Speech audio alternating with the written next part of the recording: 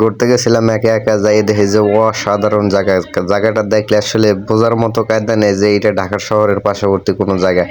দেখেন এই যে আন্টি আর পোলার বলতেছে যে তুই আমার ছবিটা ভালো মতো তোল।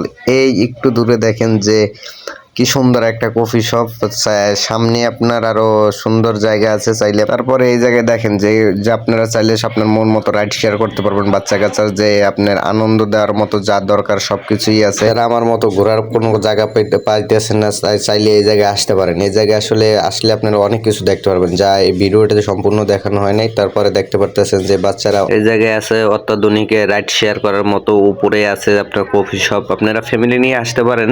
এই জায়গায় আসলে ফ্যামিলি নিয়ে ঘোরার মতো একটা সুন্দর পরিবেশ আছে, তো দেখার মতো অনেক কিছু আছে, চাইলে আপনারা আসতে পারেন। এই যে বাচ্চাটা এখন উঠবে আপনার ডিজিটাল মোটরসাইকেল, যে আপনার বাইরে যেগুলো আমরা দেখে থাকি সচরাচর যে বাইরে।